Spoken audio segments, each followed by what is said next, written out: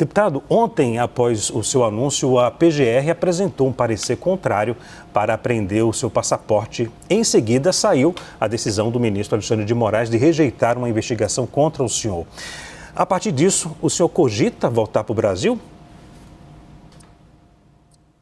Não, negativo. A partir disso, fica escancarado que esses atores já há muito não se importam com as leis, né? Ocorreu um fato que estava fora do alcance deles, que era o fato de eu estar nos Estados Unidos durante o feriado de Carnaval. No mesmo voo para vir aos Estados Unidos, os deputados do PT pediram ao Alexandre de Moraes a apreensão do meu passaporte, né? É por isso que o PGR não honrou, né, não se prestou atenção no prazo de 5 dias dado pelo ministro Alexandre de Moraes. Então, nesse contexto, né, o PGR acabou demorando 18 dias para dar a decisão, uma decisão obviamente política, que depois do fato político, né, do anúncio do meu exílio aqui nos Estados Unidos, aí ele falou que não precisava mais pegar meu passaporte. No entanto, tem que salientar, vídeo dos 2 impetrantes desse pedido de apreensão do meu passaporte, né, os deputados Lindbergh Farias, né, e Rogério Correia, ambos do PT, eles falam que caso Eduardo realmente voltasse ao Brasil, o Alexandre de Moraes iria sim apreender o meu passaporte. Então, está feito aí um circo, né, uma perseguição. Eu lamento que muitas pessoas ainda chamem isso daí de democracia. Deputado, o senhor já entregou o pedido de licença à Câmara dos Deputados ou não? Não, ainda não. Essas burocracias estão sendo feitas agora. Estou em contato com a minha assessoria. Muita coisa para ver aqui ainda com relação a aluguel de casa, documentação, visto e etc. Então tá meio que uma confusão aqui na minha vida. Vocês podem até ver nesse momento, estou dando uma entrevista para vocês a partir de dentro de um carro. Então nesse momento, oficialmente, acredito que ainda não tenha sido impetrado o pedido de licença. Deputado, eu vou chamar para a nossa conversa também a Juliana Lopes, que está aqui com a gente, e também o Vitor Irajá. Ju. Tudo bom, deputado? Obrigada pela participação por aqui. Queria entender se tem um prazo definido para o senhor ficar nos Estados Unidos, já que o presidente do PL falou hoje que o senhor vai se candidatar ao Senado, que tem um prazo determinado, tem uma expectativa também do partido sobre um retorno eventual do senhor, já que agora o passaporte não será apreendido. O prazo da licença, né, que eu estou entrando junto ao Congresso Nacional é de 120 dias, mas eu acho muito difícil que durante esse período retorne ao Brasil. Porque para retornar ao Brasil com segurança, né, onde uma pessoa que não cometeu crime possa transitar, né, onde um parlamentar possa exercer o seu mandato, é imprescindível a saída do Alexandre de Moraes. Então, minha missão aqui nos Estados Unidos é fazer com que Alexandre de Moraes seja colocado no seu devido lugar, né, através de sanções, porque eu já não acredito mais que possa haver sequer um diálogo, né? Seria estranho a gente falar em diálogo com os juízes, porque os juízes deviam se ater às leis, mas como no Brasil já está uma bagunça generalizada, então a gente tem que também considerar essa possibilidade. Só que isso daí está fora, né? Carta fora do baralho, porque Alexandre de Moraes já tem tido um comportamento de psicopata, ele não tem dó de senhorinhas que estão na cadeia, ele não consegue minimamente dar contornos de ampla defesa ao processo de Jair Bolsonaro, um simples pedido de dilação de prazo feito pela defesa do presidente Bolsonaro, o Alexandre de Moraes negou. Isso daí é dado a qualquer traficante no Brasil. Então existe uma perseguição em curso. Enquanto o perseguidor estiver com o poder para fazer as maldades que bem entender, o Brasil não é um local seguro. E certamente a minha estada aqui nos Estados Unidos vai aumentar ainda mais a pressão contra ele aí no Brasil.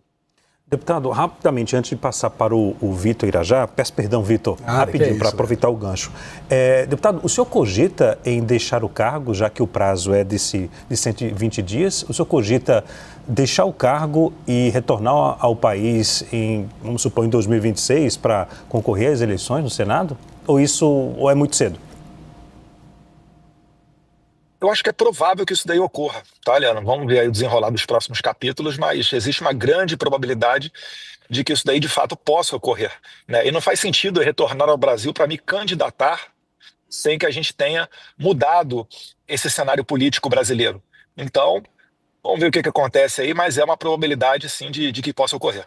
Deputado, muito boa tarde. Eu queria entender, o senhor afirmou que vai ter uma série de articulações em torno da possibilidade, por exemplo, da ampliação de sanções contra o ministro Alexandre de Moraes, mas dada a soberania do Brasil, essa possível represália por parte dos Estados Unidos a autoridades brasileiras não seria limitada? Queria entender qual que é, de fato, o limite para que os Estados Unidos atinja tanto as instituições brasileiras quanto, evidentemente, também o ministro Alexandre de Moraes.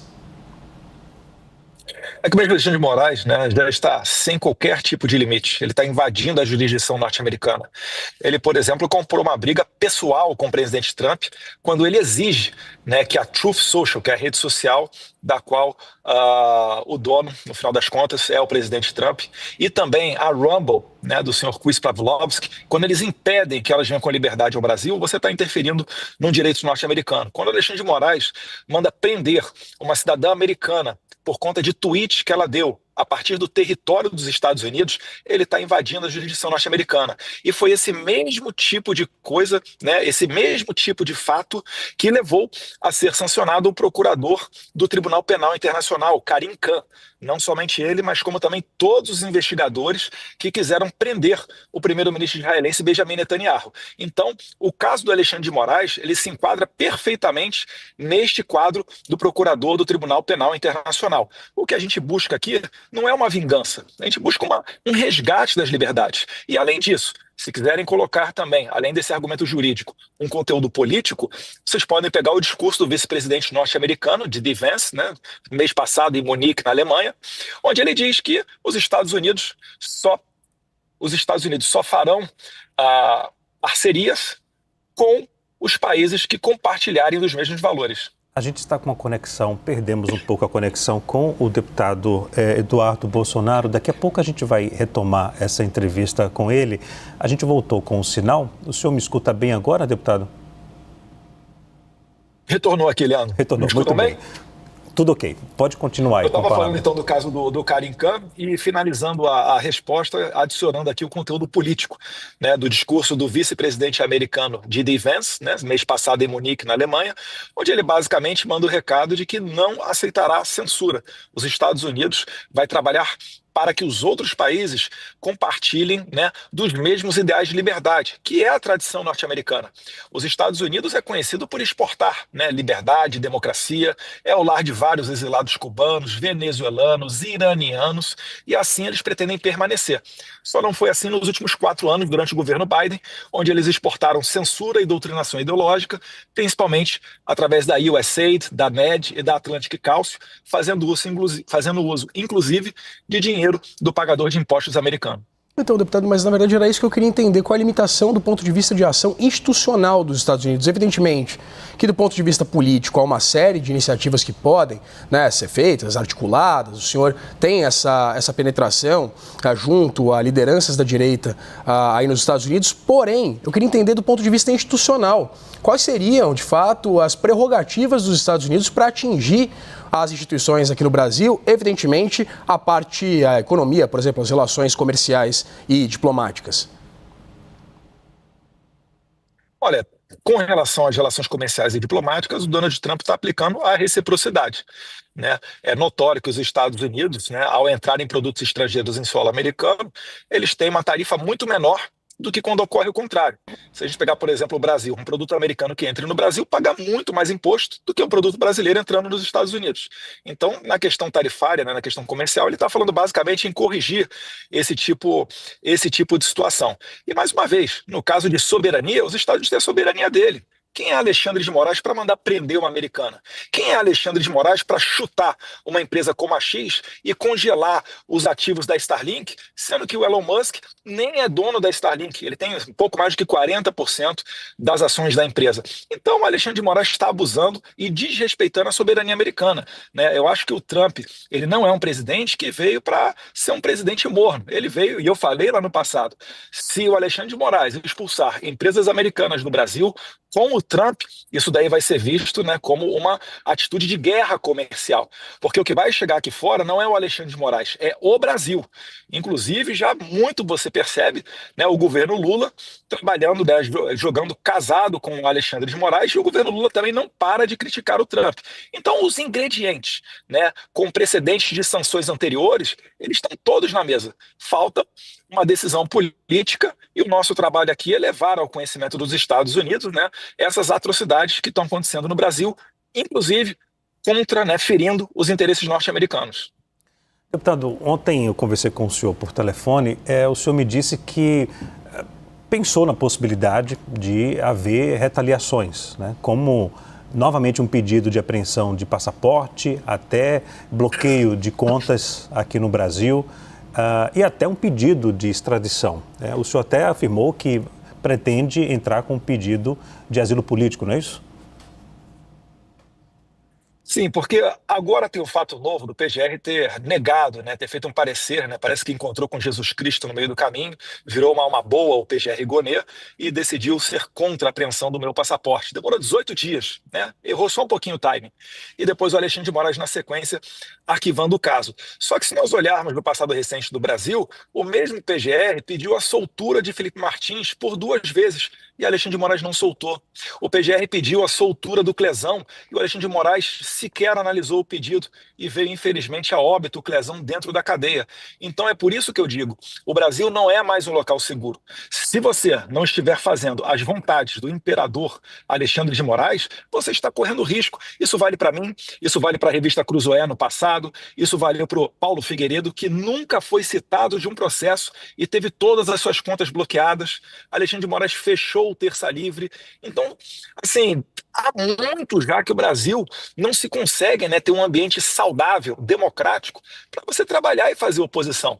Eu aqui tenho certeza, o Alexandre de Moraes, nesse momento, ele está olhando nos detalhes para ver quem serão os candidatos ao Senado da próxima eleição, para tentar, de alguma maneira, não permitir que essas pessoas sejam eleitas senadoras, né, caso elas votassem a favor de um impeachment dele próprio, Alexandre de Moraes. É o Brasil da juristocracia que a gente está vivendo, lamentavelmente. Deputado, quais serão as prioridades do senhor pensando em trabalho de articulação mesmo nos Estados Unidos, pensando também que tem um julgamento contra o ex-presidente Jair Bolsonaro, né, que vai ter andamento no Supremo Tribunal Federal a partir da semana que vem. Qual é a articulação que o senhor pretende? O que o senhor pretende conversar de projeto, de iniciativa em relação ao ex-presidente Jair Bolsonaro e também ao ministro Alexandre de Moraes, tão citado pelo senhor nessa entrevista aqui pra gente? O Alexandre de Moraes não esquece nem quando eu estou passando carnaval nos Estados Unidos. Mas vamos lá. Boa pergunta, Júlia. O caso do presidente Jair Bolsonaro é um caso notoriamente também ilegal e inconstitucional. Né? Um momento que ele não estava no Brasil, que ele não era mais presidente, e quando aconteceram aqueles fatos do Rio de Janeiro, ele estava tuitando, falando para as pessoas não fazerem aquele tipo de coisa. Então querem colocar ele para dentro de um processo sem ter uma testemunha, né? Tem o Cid, que foi coagido durante a prisão, várias versões, são cerca de 11 versões dadas pelo Cid, onde ele foi ouvido pelo próprio juiz e a lei brasileira impede, anula, na verdade, uma delação premiada em que ocorra a participação do juiz. Mas, mais uma vez, como estamos falando do todo-poderoso Alexandre de Moraes, para ele a lei não se aplica. Então aqui a gente escracha nos detalhes, né, mostra todas as situações que estão ocorrendo no Brasil. É complicado até para o estrangeiro entender esse tipo de coisa, mas ao mesmo tempo eles não duvidam, porque o Trump sofreu essa lawfare. Ele sofreu com esse ativismo judicial. Então é perfeitamente sabido o quanto profundo pode ir essa perseguição. E, finalmente, a gente também fala da questão eleitoral brasileira, né, onde não existe democracia sem a participação da oposição. Na Venezuela, vocês viram, quando houve a pressão do governo Biden, né, e o Maduro resolveu fazer eleições, porque também ele precisava fazer, né, precisava dar um verniz de democracia para continuar vendendo petróleo para o governo Biden, ele concordou em fazer eleições com o voto impresso. O que ele fez? Ele, no TSE que ele controla lá, né, lá se chama CNE, ele conseguiu colocar 15 anos de inelegibilidade em cima da Maria Corina Machado. Ainda assim, Maria Corina fez uma chapa junto com Edmundo Gonzalez, uma pessoa que não tinha uma projeção nacional, e ele foi eleito. Graças ao voto impresso, eles conseguiram fazer uma contagem paralela dos votos, né? Senão, seria um sistema muito semelhante ao brasileiro. O que a gente quer fazer, né? O que a gente leva de mensagem, tendo como exemplo esse caso da Venezuela? É que não é democracia, não há democracia onde não exista a plena participação da oposição. Se forem umas eleições onde você tira o líder das pesquisas, né, o favorito para ganhar a eleição, se você leva ele, né, a julgamento, a toque de caixa, né, sem direito à ampla defesa, onde os advogados dele não tiveram acesso completo a todos os dados da investigação, dentre outras irregularidades ocorridas dentro desse processo, não dá para dizer que isso é democracia. Eu consigo prever aqui para vocês, né? Espero que eu esteja errado, mas eu consigo prever aqui perfeitamente os Estados Unidos não reconhecendo uma eleição brasileira e aí colocaria o Brasil, sim, o país inteiro, passível de sanções internacionais. Finalizo. Os Estados Unidos, né, por vezes, quando ele aplica essas sanções, ele é, no momento seguinte, acompanhado por União Europeia, por Canadá e outros países pelo mundo. Espero que isso não ocorra. Deputado, a partir dessa manifestação da Procuradoria-Geral da República contra a cassação do seu passaporte e a ratificação por parte do ministro Alexandre de Moraes de que o senhor não é investigado, eu queria entender, o objeto da sua viagem, ele não perde um pouco de sentido, ou pelo menos a narrativa de uma perseguição política? Você ficaria confortável de estar na minha situação e voltar para o Brasil? Acabei de citar alguns casos aqui onde o Alexandre de Moraes simplesmente atropelou a PGR. O Alexandre de Moraes prendeu um deputado federal, Daniel Silveira, à noite, na casa dele. Um deputado está na Constituição, só pode ser preso mediante flagrante delito de crime inafiançável. Está na Constituição, no artigo 53 também, imunidade parlamentar. Sobre... Alô, voltou? Voltou. Um pouco, agora voltou. Voltei. Está também na Constituição a questão da imunidade parlamentar, e ainda assim ele fez o que ele fez. Só haverá tranquilidade no Brasil para se exercer o livre, né, o pleno exercício da função parlamentar quando Alexandre de Moraes sair da Suprema Corte ou realmente ele tiver algo mais forte para colocar ele no devido lugar dele. É por isso que eu estou aqui fora, né? Eu estou aqui trabalhando para resgatar essa normalidade perdida no Brasil.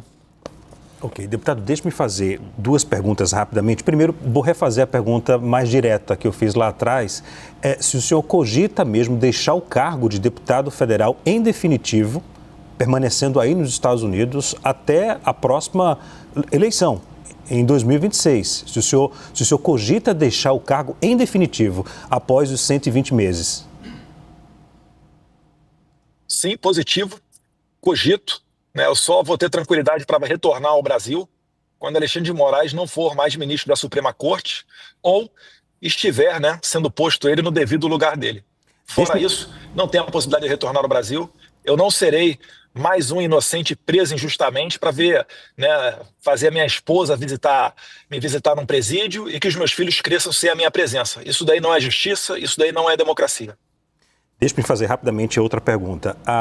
A base do governo, alguns parlamentares aqui falam o seguinte, que a sua ida aos Estados Unidos é uma forma de desestabilizar o poder judiciário. O que o senhor tem a falar em relação a isso? E sobre a fala do presidente da Câmara, Hugo Mota, que em uma sessão solene, ele falou que não temos exilados políticos no Brasil.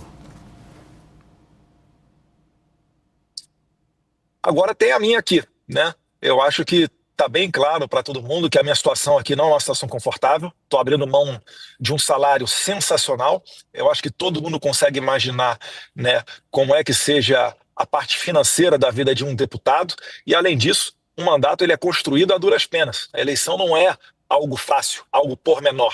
No entanto, nada disso vale se a gente não puder trabalhar. Para que eu vou voltar para o Brasil para ficar assistindo, né, senhorinhas como Iracina Gotti, de 71 anos de idade, tomando 14 anos de cadeia, num ato em que ela não foi comprovado que ela fez absolutamente nada, sequer um dano qualificado, um dano a patrimônio público. Não existe individualização da pena. Então não tem como você dizer que vai retornar ao Brasil para baixar a cabeça para esse tipo de coisa. Agora, se for ter que para pagar o preço, ter que abrir mão do mandato de deputado, abrir mão do salário, viver no exterior, né, que assim seja.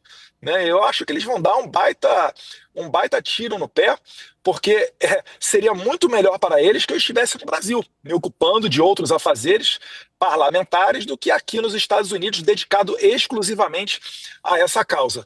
Então, assim sendo, quem desestabiliza... Travou um pouco lá, voltou agora.